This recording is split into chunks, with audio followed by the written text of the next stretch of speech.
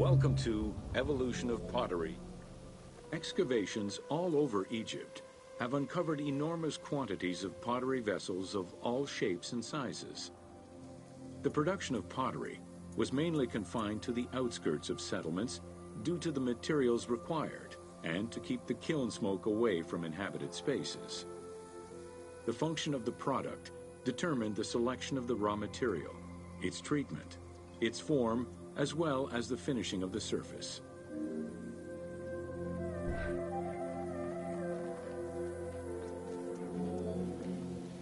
Pottery was essential to ancient Egyptians' daily lives. It was used in all aspects of life, from the storage of grains and liquids to containers within the tombs of necropolises. The most common pottery was made from Nile silt that resulted in a reddish-brown clay. Limestone clay, which made for more attractive pottery, was only found in Upper Egypt.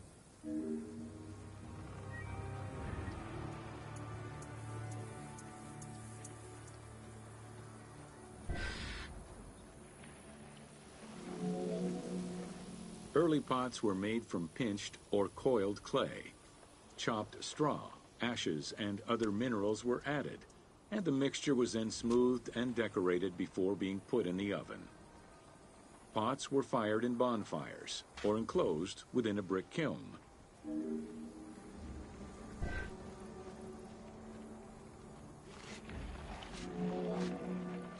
The potter's wheel was utilized during the Old Kingdom.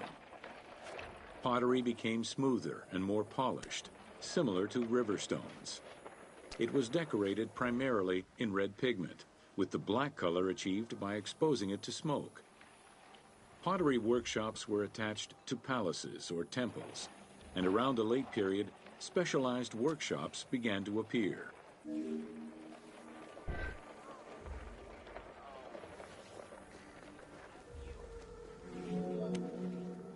Quartzite particles, which created the rich blue or green glazing, became common during the New Kingdom. Mediterranean motifs and tin-based glazing came with the Greco-Roman era.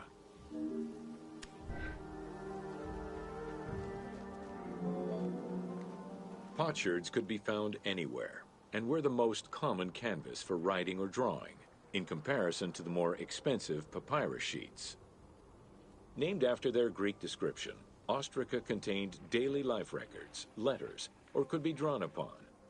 Artists drew sketches for temples and tombs, or simply for leisure.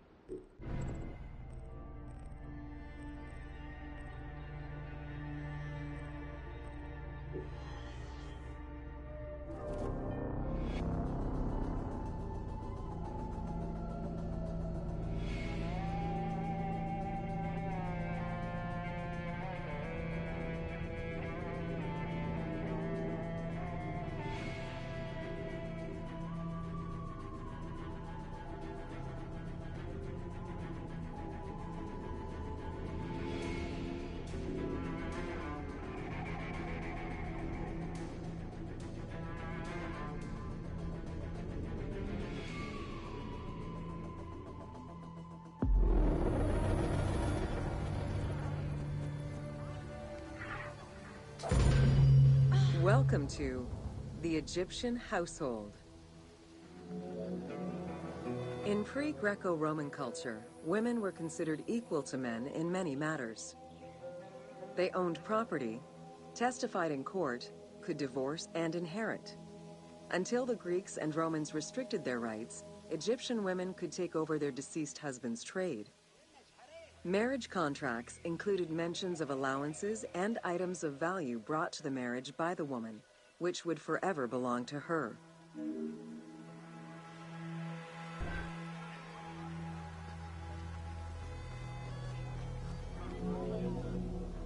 Certain professions were open only to women, such as weaving or professional mourning, while others were available to both genders, including working as servants for the rich households. Social status did have an impact, though. The higher in status, the easier it was to obtain education and access different professions.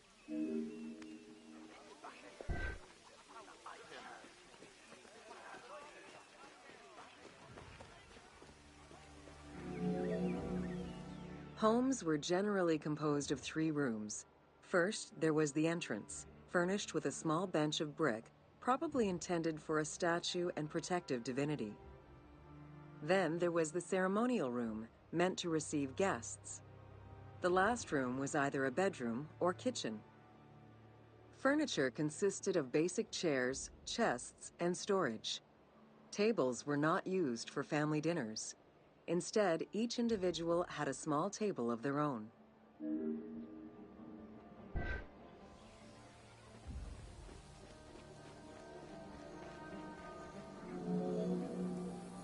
Marriages were a social contract rather than a religious construct.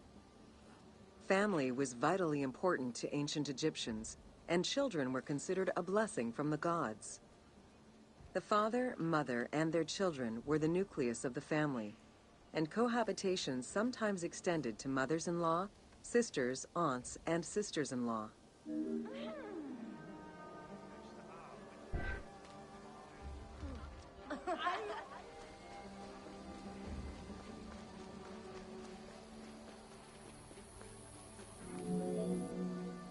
Status and wealth played a large role in the style and size of ancient Egyptian homes.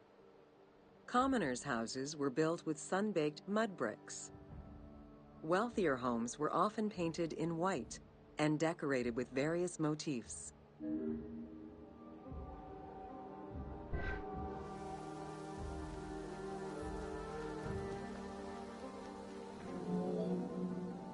Town officials and the rich lived in mansions with numerous rooms that were luxuriously decorated. Only temples and tombs meant to last for all eternity were built with stone.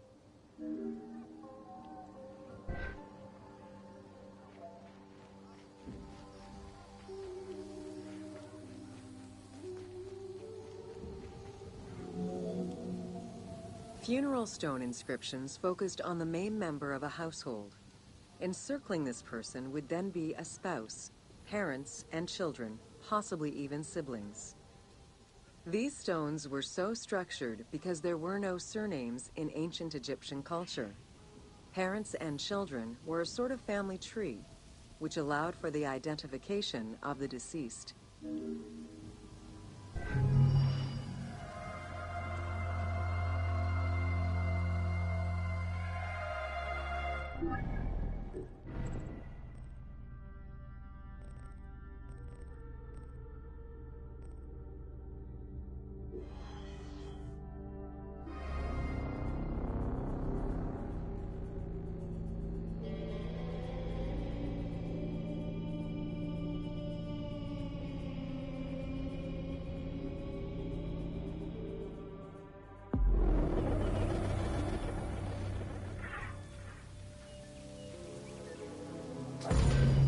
Welcome to Bread and Beer.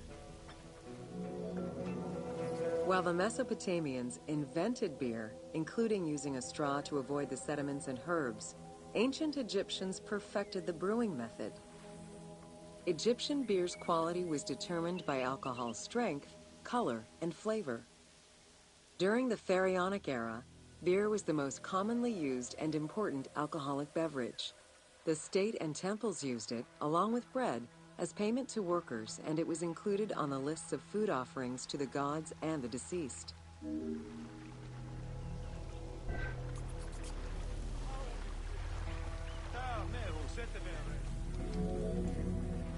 Beer was the popular drink of ceremonies and festivals.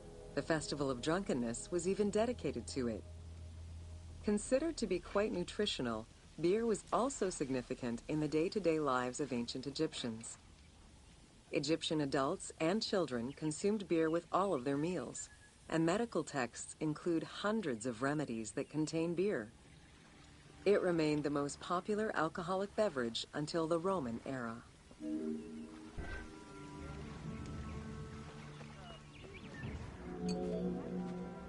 Recipes for beer varied over time, and depended on the quality of the materials.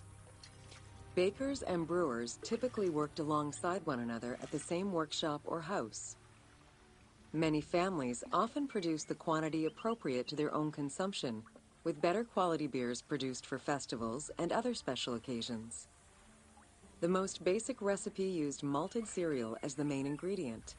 Fruits such as dates were added along with honey and spices.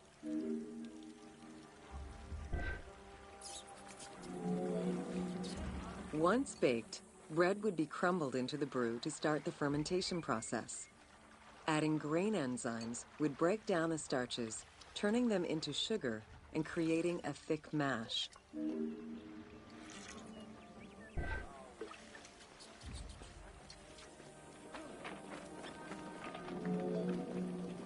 Once ready, the bread and grain mixture was compressed and then strained through a sieve with water into the mix of malt beer.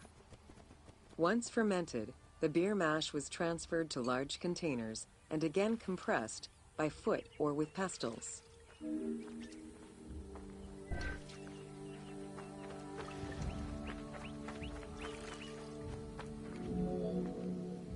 Once smooth, the beer was stored in pottery jars and sealed with a clay stopper.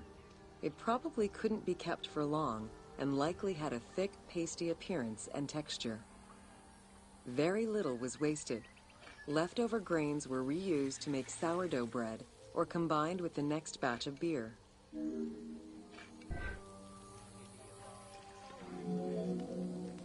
While there are many ancient accounts for making bread, most of the knowledge known about ancient Egyptian brewing comes from an account by the alchemist Zosimus over 300 years after Cleopatra's reign. More recently, Dr. Delwyn Samuel, an archaeobotanist, has proposed alternate antique techniques to brew beer. However, experts are unable to replicate an authentic beer since not all of the techniques and ingredients used by ancient Egyptians are known yet.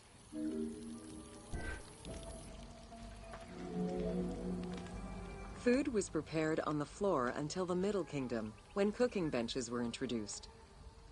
The introduction of durum wheat improved bread quality, meaning that the upper and middle classes ate better. The poor, however, still made do with a diet consisting of a gruel made of vegetables, softened bread, or barley.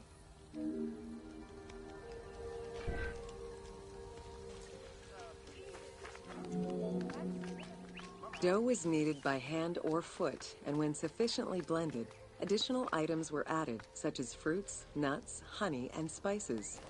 To leaven the bread, they added sourdough or leaven from beer brewing.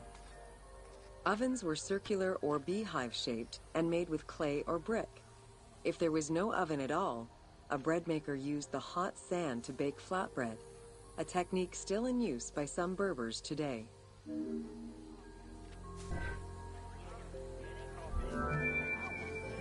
Ancient Egyptians always had to fight off the omnipresent sand particles that were blown towards them. Despite their best efforts, sand regularly made its way into their food. Additionally, particles from the grain-grinding stone tools and ovens they used also contributed to attrition and prematurely worn teeth. The team tried to portray this through toothache animations and commoners sweeping sand off.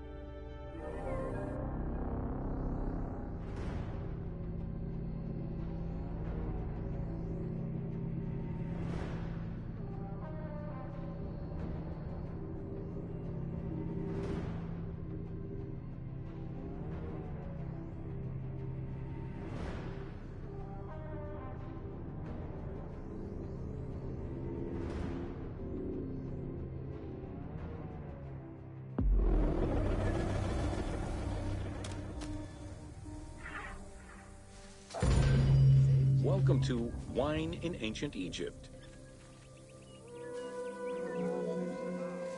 When the god Horus lost his eye in a war with Seth, the ancient Egyptians believed the eye turned into a vine, and the vine's tears became wine. Early texts, dating back to 3150 BCE, contain the hieroglyph for vine. Regarded as extremely valuable, wine was highly sought after by the elite. It was also an essential part of many religious ceremonies.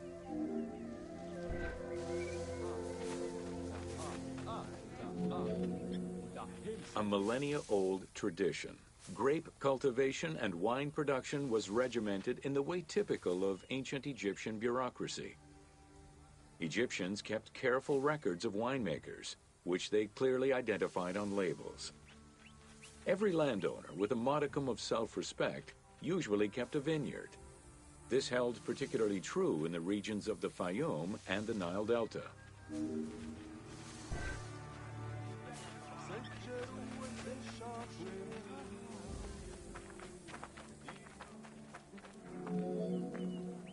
Documentation shows that only certain craftsfolk were allowed to provide the containers required to store and transport wine. That and rigorous quality control checks established for every step of wine production shows that ancient Egyptians knew that the quality and longevity of wine could easily be affected by any number of variables, which they paid careful attention to.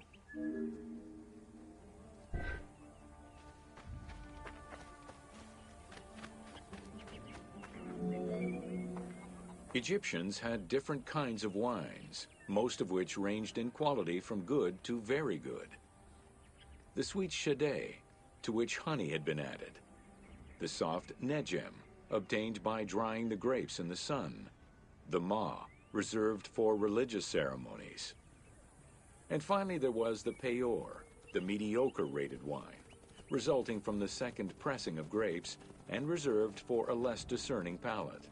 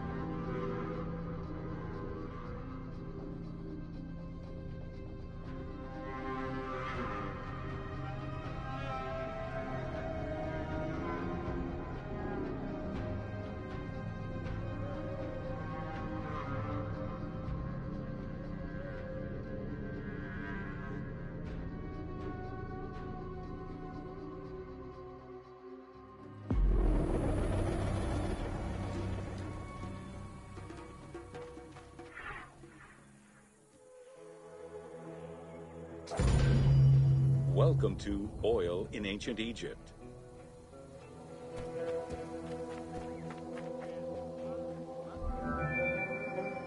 Castor, sesame, and moringa were the source of the most common oils in ancient Egypt. Oil was used for various purposes: cosmetics, medical treatments, nutrition, perfume, athletics, and rituals, to name a few. The team decided to use oil as an explosive to add more gameplay opportunities for the player.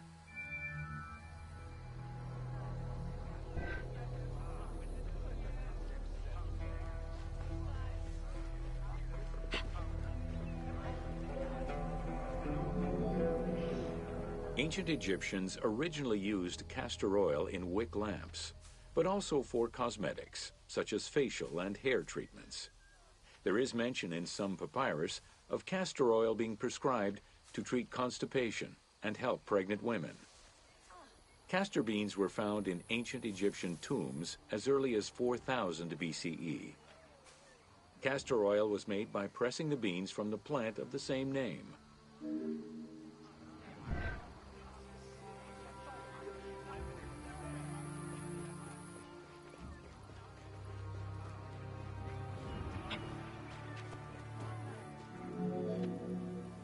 Olive trees were present, though scarce, in ancient Egypt's early history. and olives were mostly imported from Syria and Palestine.